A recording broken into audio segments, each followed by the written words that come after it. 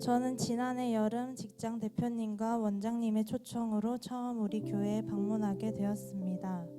다소 다혈질에 성격이 급하고 무언가를 지속적으로 꾸준히 한 적이 없던 저는 평소 대표님의 조곤조곤하고 배려 있는 말투와 모습들을 보고 배우고 싶었고 원장님의 지치지 않는 열정의 근원이 궁금했었습니다. 이 사람들과 나의 생활 패턴에서 가장 다른 부분이 교회를 다니고 다니지 않는 부분인 것 같아서 초청장을 받았을 때 가보기로 했습니다. 처음 갔을 땐 내가 생각했던 교회 이미지와 완전 달라서 조금 들떴고 찬양곡 자체도 좋았지만 담임 목사님 보컬이 워낙 제가 좋아하는 스타일이라 더 즐거웠던 것 같습니다. 그리고 이어지는 말씀 시간에 내가 전혀 알지 못하는 성경을 풀어주신 거지만 내 상황에 나한테 하는 말과 같이 들려서 신기했습니다. 피곤한데 혹시 잠들면 어쩌나 하며 걱정한 것과 달리 절대 잠들 수 없는 또랑또랑하신 목사님의 보이스로 저는 끝까지 설교 말씀을 잘 들었고 말씀의 위로도 받았습니다.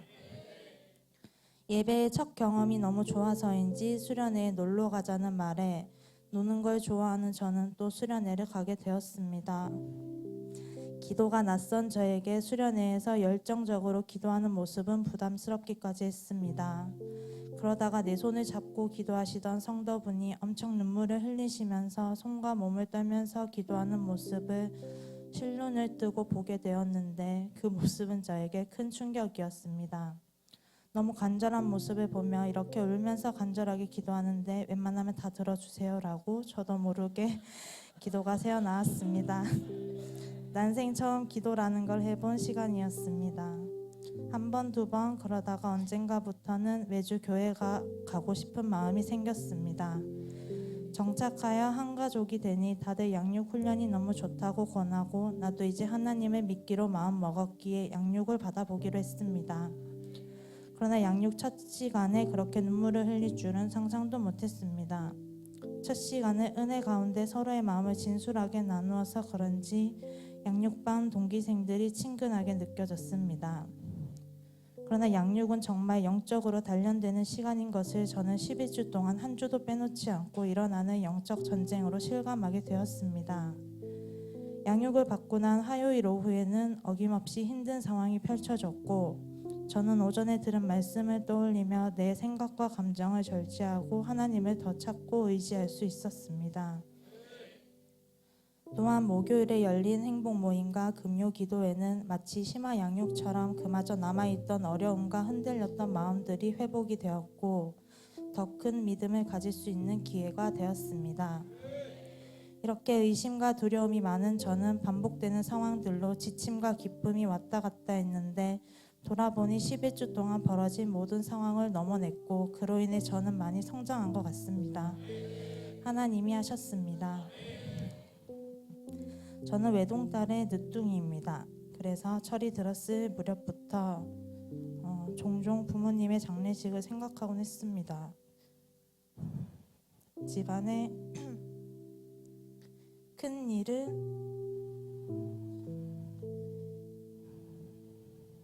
혼자서 감당해야 하는데 혹시 그때 내가 슬픔에 휩쓸려 잠식 당하지 않도록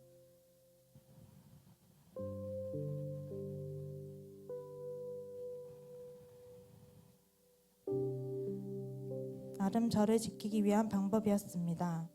그러나 미리 반복적으로 생각하다 보면 덜해질까 싶은 내 생각과 달리 부모님과 상상 이별의 슬픔은 작아지지도 무뎌지지도 않았습니다.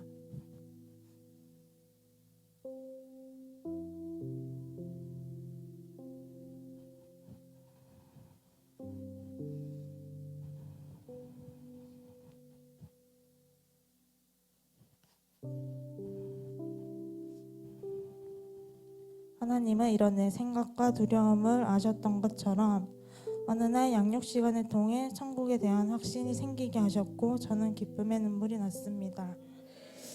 부모님이 하나님의 자녀가 되면 휴지 좀 주세요.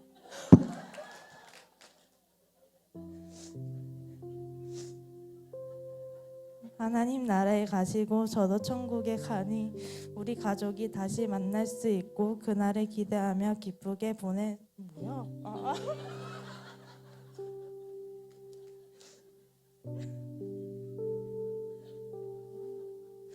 아이고, 그날을 기대하며 기쁘게 보낼 수도 있겠다는 소망이 생기며 저는 너무 감사했습니다. 그때부터 우리 가정의 복음화가 빨리 되어야 한다는 생각이 제 안에서 많이 커지게 되었고 기도하게 되었습니다. 한 번도 생각해 보지 못한 가족 복음화를 생각하며 기도하고 있는 제 모습도 신기한데 이런 제 마음의 변화는 믿음의 전진을 가져왔습니다. 초청 축제가 다가오며 믿지 않는 부모님들에게 담임 목사님의 가정 신방이 열렸고 이미 한번 교회를 방문한 부모님은 이런저런 핑계를 대시며 거절하셨는데 이것도 응답이 된 것입니다. 하는 일이 바빠 안 된다는 엄마가 갑자기 집으로 방문해도 좋다고 외려 목사님 앞에서 어릴 적에 교회 다닌 이야기를 신나서 털어놓으셨습니다. 촉정 축제는 오지 못했지만 그 다음 주에 부모님은 약속한 대로 주일 예배로 나오셨습니다. 할렐루야. 아직은 멀어 보이지만 우리 교회와 함께 기도하면 머지않아 응답될 줄 믿습니다. 또 양육을 통해 사람이 아니라 하나님 중심으로 살아야 한다는 것을 알게 하셨습니다. 원래 저는 항상 남들과의 관계를 잘 유지하기 위해 내 감정보다는 남들의 기분을 맞추며 살아왔습니다. 그러다 보니 너무 힘들었고 내가 왜 이렇게 살아야 하나 싶어 나와 친한 지인들만 챙기며 점점 이기적으로 변해갔고 예민하고 성격이 나쁜 사람이 되었습니다.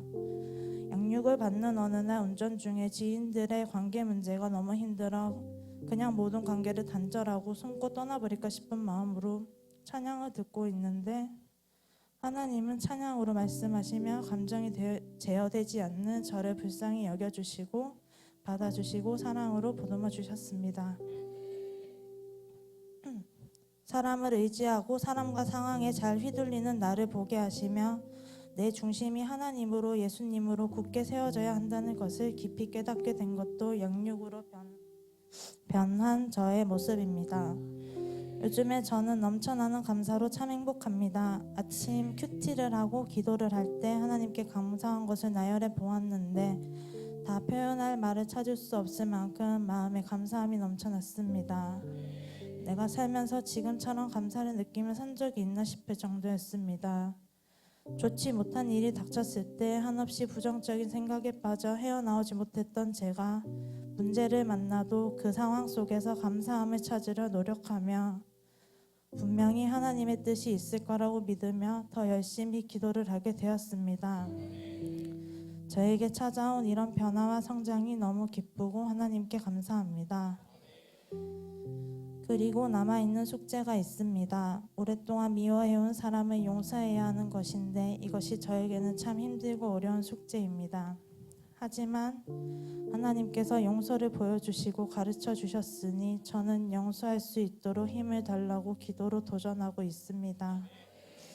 하나님이 저에게 넘치도록 주신 사랑으로 과거의 나와 그들을 용서하고 하나님 닮은 겸손한 저로 나아가겠습니다. 주라 그리하면 너희에게 줄 것이니 곧 후히 되어 누르고 흔들어 넘치도록 하여 너희에게 안겨주리라. 너희의 헤아리는 그 헤아림으로 너희도 헤아림을 도로 받을 것이니라. 누가복음 6장 38절 말씀. 아멘. 항상 멈추지 않고 영혼 구원의 사명 위에 달려가는 담임 목사님께 감사합니다.